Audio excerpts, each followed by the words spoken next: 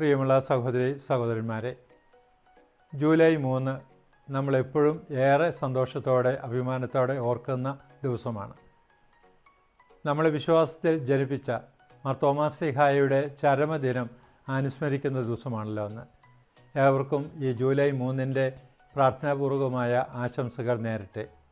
വിശുദ്ധ തോമാസ് ശ്ലീഹയെപ്പറ്റി ചിന്തിക്കുമ്പോൾ വേദപുസ്തകത്തിൽ എൻ്റെ ഓർമ്മയിൽ ഒരു 5 സ്ഥലങ്ങളിൽ തോമാസ് ശ്ലീഹയെ പറ്റിയുള്ള പ്രതിപാദ്യങ്ങൾ നമ്മൾ കാണുന്നുണ്ട്. ഈശോൻ്റെ ആദ്യ അപ്പസ്തോലന്മാരെ തിരഞ്ഞെടുത്ത കാര്യം സുവിശേഷങ്ങൾ, പ്രതി സമാന്തര സുവിശേഷങ്ങൾ എടുത്ത് പറയുന്നുണ്ടല്ലോ. അങ്ങനെ പറയുന്ന കൂട്ടത്തിൽ ദിദിമോസ് എന്ന് വിളിക്കപ്പെടുന്ന തോമസിനെ പറ്റി എല്ലായിടത്തും പ്രതിപാദിക്കുന്നുണ്ട്. എന്ന് പറഞ്ഞാൽ കർത്താവ് ഏറെ സ്നേഹിക്കുകയും തനിക്ക് ഇഷ്ടമുള്ള തോമസിനെ വിളിക്കുകയും ചെയ്തു. മർക്കോസിൻ്റെ സുവിശേഷം 3-ാം അധ്യായത്തിലെ 13-ാമത്തെ വചനം നമ്മളോട് പറയുന്നുണ്ടല്ലോ. അവിടുന്ന് മലമുകളിലേക്ക് കയറി തനിക്ക് ഇഷ്ടമുള്ളവരെ തൻ്റെ പക്കലേക്ക് വിളിച്ചു എന്നല്ലേ പറഞ്ഞിരിക്കുന്നത്. ഇപ്പോൾ കർത്താവിന് ഇഷ്ടപ്പെട്ടവരിൽ ഒരുവനാണ് തോമസ്. അത് പ്രധാനപ്പെട്ട കാര്യമാണ്. കർത്താവ് നമ്മളെല്ലാം ഇഷ്ടപ്പെടുന്നുണ്ടെന്നത് യാഥാർത്ഥ്യമാണ്. പക്ഷേ തൻ്റെ പ്രിയപ്പെട്ട ശിഷ്യനാകുവാൻ വിളിക്കുക എന്നുള്ളത് മറ്റൊരു പ്രധാനപ്പെട്ട കാര്യമാണ്. വീണ്ടും നമ്മൾ തോമസ് ശ്ലീഹയെ കാണുന്നത് കർത്താവിൻ്റെ കൂടെ നടക്കുന്ന ഒരു വ്യക്തിയാണ്. കർത്താവിനെ അടുത്ത് മനസ്സിലാക്കുവാൻ ശ്രമിച്ച ഒരു വ്യക്തിയാണ് തോമസ് ശ്ലീഹ. യോഹന്നാൻ്റെ സുവിശേഷം വായിക്കുമ്പോൾ 11-ാം അധ്യായത്തിൽ ലാസറിൻ്റെ ഭവനത്തിൽ പോകാൻ ആഗ്രഹിക്കുന്ന ഈശോയെ നമ്മൾ കാണുന്നുണ്ട്. ഈശോ പറയുകയാണ്, ഞാൻ ഏറെ സ്നേഹിച്ചിരുന്ന ലാസർ ഉറങ്ങുകയാണ്, നമുക്ക് അവനെ കാണാൻ പോകണം. അപ്പോൾ അതിനു മുമ്പ് നടന്ന സംഭവങ്ങളൊക്കെ നോക്കുമ്പോൾ യഹൂദന്മാർ ഈശോയെ പിടികൂടാനും കല്ലെറിയാനൊക്കെ പ്ലാൻ ഇട്ടിരിക്കുന്നൊരവസരമായിരുന്നു. അപ്പോൾ മറ്റു ശിഷ്യന്മാരൊക്കെ പറയുകയാണ്, അവർ നിന്നെ കല്ലെറിയാൻ പ്ലാൻ ഇട്ടിരിക്കുകയല്ലേ, ഈ നിമിഷത്തിൽ നീ അങ്ങോട്ട് പോകുന്നത് നല്ലതല്ല, പോകാതിരിക്കുന്നതാണ് ഉചിതം.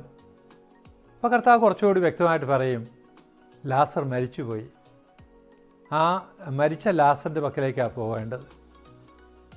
അവൻ മരിച്ചത് നമ്മുടെയും ദൈവത്തിൻ്റെ മഹത്വത്തിന് വേണ്ടിയാണ്, നമ്മുടെ സന്തോഷത്തിന് വേണ്ടി കൂടിയാണ്. അപ്പോൾ തോമസ് ശ്ലീഹ പറഞ്ഞ വചനം എന്താണെന്ന് നമുക്ക് എല്ലാവർക്കും അറിയാലോ, അവനോടുകൂടി മരിക്കാൻ നമുക്കും പോകാം. അപ്പോൾ ഒരു ധീരതയുള്ള ഒരു ശിഷ്യൻ്റെ വചനങ്ങളാണ്. മറ്റുള്ളവരെയൊക്കെ ഉത്തേജിപ്പിക്കുന്ന ഒരു ശിഷ്യൻ കർത്താവിൻ്റെ കൂടെ മരിക്കുവാൻ തയ്യാറാണെന്ന് പ്രതിപാദിക്കുക മാത്രമല്ല, പിന്നെയുള്ള തോമാസ് ശ്ലീഹയുടെ ജീവിതം നോക്കുമ്പോൾ നമുക്കറിയാൻ സാധിക്കുമല്ലോ. ഏറ്റവും ദീർഘദൂരം യാത്ര ചെയ്ത് ഭാരതത്തിൽ വന്ന് യേശുവിനെ പ്രഘോഷിച്ച് യേശുവിനോട് തൻ്റെ ജീവൻ അർപ്പിച്ചവനാണ് തോമാസ് ശ്ലീഹ എന്ന് പിന്നീട് നമ്മൾ അറിയുമ്പോൾ ആ പറഞ്ഞ വാക്കുകളുടെ അർത്ഥം നമുക്ക് കൂടുതൽ മനസ്സിലാകും. അന്ത്യ അത്താഴ വേളയിൽ ഈശോയുടെ കൂടെ തോമാസ് ശ്ലീഹ ഉണ്ടായിരുന്നു. യോഹന്നാൻ്റെ സുവിശേഷം 13-ാം അധ്യായം മുതൽ 17-ാം അധ്യായം വരെയും അന്ത്യ അത്താഴ രംഗത്തിൻ്റെ ചിത്രീകരണമാണല്ലോ. അപ്പസ്തോലന്മാരുടെ പാദങ്ങൾ കഴുകി വിശുദ്ധ കുർബാന സ്ഥാപിച്ചതിന് ശേഷം അവിടെ കൂടെ ഇരുന്ന് ഈശോ അവരെ പഠിപ്പിച്ചു. 14-ാം അധ്യായത്തെ ഈശോ പിതാവിനെ പറ്റി പറയുകയാണ്, എൻ്റെ പിതാവിൻ്റെ ഭവനത്തിൽ അനേക വാസസ്ഥലങ്ങളുണ്ട്, ഇല്ലായിരുന്നുവെങ്കിൽ നിങ്ങൾക്ക് സ്ഥലം ഒരുക്കുവാൻ പോവുകയാണ് എന്ന് ഞാൻ പറയുമായിരുന്നോ? ഞാൻ പോയി സ്ഥലം ഒരുക്കിക്കഴിഞ്ഞ് ഞാൻ വന്ന് നിങ്ങളെയും കൂട്ടിക്കൊണ്ടു പോകും. അപ്പോൾ തോമസ് ശ്ലീഹ ചോദിക്കുകയാണ്, നീ വഴിയെപ്പറ്റി പറയുന്നു, പിതാവിനെ പറ്റി പറയുന്നു, പക്ഷെ ഞങ്ങൾക്ക് അങ്ങോട്ടുള്ള വഴി അറിഞ്ഞുകൂടാ. അപ്പോഴാണ് ഈശോ ഏറ്റവും വലിയ ഒരു വെളിപ്പെടുത്തൽ നടത്തുന്നത്. ആദ്യമായിട്ട്, ഞാൻ വഴിയും സത്യവും ജീവനുമാണ്, ഞാനാണ് വഴിയും സത്യവും ജീവനും. അങ്ങനെ വെളിപ്പെടുത്തുവാൻ ഉതകുന്ന ഒരു സാഹചര്യം സൃഷ്ടിച്ചത് തോമസ് ശ്ലീഹ ആണല്ലോ. തൻ്റെ ഉള്ളിലുള്ള സംശയങ്ങൾ, ഊറിക്കൂടുന്ന സംശയം ചോദിച്ച് ഗുരുവിൽ നിന്നിരുന്ന മറുപടി ലഭിക്കുവാൻ ആഗ്രഹിക്കുന്ന തോമസിനെ നമ്മൾ കണ്ടത്. സംശയങ്ങൾ ഉള്ളിൽ വെച്ചുകൊണ്ടിരിക്കുകയല്ല, ഉള്ളിലുള്ളത് തുറന്ന് പറയുന്ന ആ തോമസിൻ്റെ പ്രകൃതി ഒരു സ്ട്രെയിറ്റ് ഫോർവേഡായിട്ടുള്ള ഒരു വ്യക്തിത്വമാണത്. കർത്താവിനോട്, ഗുരുവിനോട് ചോദിക്കുവാൻ പലരും തയ്യാറാകാതിരുന്നപ്പോൾ തോമസ് അത് ചോദിക്കാൻ തയ്യാറായി എന്നുള്ള ഏറ്റവും ശ്രേഷ്ഠമായ കാര്യമാണ്. വീണ്ടും നമ്മൾ തോമസിയെ കാണുന്നത് കർത്താവിൻ്റെ ഉത്ഥാനശേഷം അവിടുന്ന് ശിഷ്യന്മാർക്ക് പലവട്ടം പ്രത്യക്ഷപ്പെടുന്നുണ്ടല്ലോ. ഒരിക്കൽ പ്രത്യക്ഷപ്പെട്ടപ്പോൾ ഒരു കഥ കടച്ചിരിക്കുകയായിരുന്നു ഭയം മൂലം. ഈശോ പ്രത്യക്ഷപ്പെട്ടു, തോമസ് അവരുടെ കൂടെ ഉണ്ടായിരുന്നില്ല. തോമസ് ശ്ലീഹ തിരിച്ചു വന്നപ്പോൾ അവർ പറഞ്ഞു, ഞങ്ങൾ കർത്താവിനെ കണ്ടു. അപ്പോൾ തോമസ് ശ്ലീഹയുടെ പ്രതികരണം എന്തായിരുന്നു? നിങ്ങൾ പറഞ്ഞു, ഞാൻ വിശ്വസിക്കുകയില്ല, എനിക്കവനെ കാണണം, അവൻ്റെ കയ്യിലുള്ള മുറിവുകളിൽ എൻ്റെ കൈ വെക്കണം. അവൻ്റെ പാർശ്വത്തിലുള്ള മുറിവിൽ എൻ്റെ കൈ വെക്കണം, എന്നാലേ ഞാൻ വിശ്വസിക്കുകയുള്ളൂ. ഒരു ഒരു ഒരു നിർബന്ധ ബുദ്ധി നമ്മൾ കാണുക. പലരും തോമസിയെ വിശേഷിപ്പിക്കും സംശയാലുവായ തോമസ്, വിശ്വാസമില്ലാത്ത തോമസ് എന്നൊക്കെ പറയും. പക്ഷെ സത്യത്തിൽ ആ വചനം വന്നത് സംശയം ഉണ്ടായതുകൊണ്ടല്ല. പിന്നെയോ അത്രമാത്രം ഈശോയെ സ്നേഹിച്ചിരുന്ന് അവൻ്റെ കൂടെ മരിക്കാൻ പോലും ഞാൻ തയ്യാറാണ് എന്ന് ഈശോയോട് പറഞ്ഞ തോമസ് വിചാരിച്ചത്, ഞാനില്ലാത്ത സമയത്ത് എന്താ കർത്താവ് വന്നത്? എനിക്കും കർത്താവിനെ കാണാനുള്ള ആഗ്രഹമുണ്ട്, അവകാശമില്ലേ? അതുകൊണ്ട് അവനെ കാണാതെ ഞാൻ വിശ്വസിക്കുകയില്ല. 8 ദിവസം കഴിഞ്ഞപ്പോൾ അപ്പസ്തോലന്മാർ കഥ അടച്ചിരിക്കുന്നു, ഭയത്താൽ മറ്റുള്ളവർ വന്ന് ആക്രമിക്കുകയില്ലയോ. അപ്പോൾ ഈശോ വീണ്ടും പ്രത്യക്ഷപ്പെട്ടു, സമാധാനം ആശംസിച്ചു. തോമസിനെ അരിയിലേക്ക് വിളിച്ചിട്ട്, തോമസെ നീ ഇങ്ങോട്ട് വരിക, എൻ്റെ കൈകളിലെ മുറിവുകൾ കാണുക, നിൻ്റെ കൈ കൊണ്ടുവന്ന് അവിടെ ഇടുക, നിൻ്റെ വിരൽ അവിടെ കൊണ്ടുവന്ന് ഇട്ടു, എൻ്റെ പാർശ്വത്തിലെ മുറിവ് നീ കാണുക, എൻ്റെ പാർശ്വത്തിൽ നീ നിൻ്റെ കൈ വയ്ക്കുക, എന്നിട്ട് പറയുക, നീ അവിശ്വാസിയാകാതെ വിശ്വാസിയായിരിക്കുക. തോമസിക കൈ ഇടാനൊന്നും പോയതായിട്ട് നമുക്ക് കാണുന്നില്ല, കൈ കൊണ്ട് വെച്ചതായിട്ടും കാണുന്നില്ല. മുട്ടുമേൽ വീണ് തോമസിക ഏറ്റു പറഞ്ഞ വചനം, എൻ്റെ കർത്താവേ, എൻ്റെ ദൈവമേ. അതല്ല നമ്മുടെ വിശ്വാസത്തിൻ്റെ ഏറ്റവും വലിയ അടിത്തറ, ഈശോയെ കർത്താവ് ദൈവമായിട്ട് ഏറ്റുപറയാൻ കഴിയുക. അത്രയ്ക്ക് വിശ്വാസദാർഢ്യതയുള്ള വ്യക്തിയായിരുന്നു തോമസിക. ഉറച്ച ബോധ്യമാണ്. ഈ ഒരു ബോധ്യം, ഈ ഒരു വിശ്വാസ അനുഭവം മറ്റ് അപ്പസ്തോലന്മാർക്കൊന്നും അവകാശപ്പെട്ടതല്ല, അത് തോമാസിയായിക്ക് അവകാശപ്പെട്ടതാണ്. അത് തോമാസിയയുടെ മക്കളായ നമുക്കും അവകാശപ്പെട്ടതാണ്. കർത്താവായ ഈശോയെ, എൻ്റെ കർത്താവേ, എൻ്റെ ദൈവമേ എന്ന് ഏറ്റു പറയാൻ കഴിയുക. പ്രിയമുള്ളവരെ, തോമസിയായി വീണ്ടും നമ്മൾ കാണുന്നത് യോഹന്നാന്റെ സുവിശേഷം 21-ാം അധ്യായത്തിൽ പത്രോസികായും മറ്റ് 6-7 ശിഷ്യന്മാരും ഒരുമിച്ച് കൂടിക്കുക കടൽത്തീരത്ത്. അപ്പോൾ പത്രോസ് പറയുക, ഞാൻ മീൻ പിടിക്കാൻ പോവുകയാണ്. ആ വാക്കുകളുടെ അർത്ഥം എന്താണ്? 3 വർഷക്കാലം ഈശോയുടെ കൂടെ നടന്നു, ഏറെ പ്രതീക്ഷിച്ചു, ഇപ്പോൾ അവൻ മരിച്ചു, ഉയർത്തെഴുന്നേറ്റു, എങ്കിലും തങ്ങളുടെ പ്രതീക്ഷകളൊക്കെ നഷ്ടപ്പെടുകയാണ്. പക്ഷേ ആ പോക്ക്, ആ മീൻപിടുത്തം ഒരു വലിയ വിശ്വാസത്തിലേക്കാണ് അവരെ നയിച്ചത്. രാത്രി മുഴുവൻ അധ്വാനിച്ചിട്ട് അവർക്കൊന്നും ലഭിച്ചില്ല. പ്രഭാതമായപ്പോൾ കടൽ തീരത്ത് ആരോ നിൽക്കുന്നത് യോഹന്നാൻ കണ്ടു. യോഹന്നാൻ പറയുകയാണ്, അത് കർത്താവാണ് നിൽക്കുന്നത്. ഉടനെ പത്രോസ് എടുത്തിയാടി കർത്താവിൻ്റെ പക്കലേക്ക് ചെല്ലും. കർത്താവ് പറയും, നിങ്ങൾ പിടിച്ചേ കുറച്ച് മീൻ ഇങ്ങ് എടുത്തുകൊണ്ട് വരിക.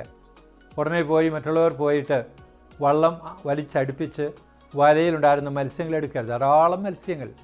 അവർ മത്സ്യവും എടുത്ത് തീരത്തണയുമ്പോൾ കർത്താവ് അവർക്ക് വേണ്ടി പ്രാതൽ ഒരുക്കി കാത്തിരിക്കുകയാണ്, വറുത്ത മീനും അപ്പവും ഒക്കെ. അതൊരു വലിയ അനുഭവമായിരുന്നു. ഒത്തിനായ കർത്താവ് തങ്ങളുടെ കൂടെ ഉണ്ടെന്നാലും ആ അനുഭവത്തിന് സാക്ഷിയായവനാണ് തോമസിക. പ്രിയമുള്ള വേദപുസ്തക തോമസിയെ പറ്റി ഇത്രയൊക്കെയാണ് പ്രധാനമായിട്ട് എടുത്തു പറയുന്നത്.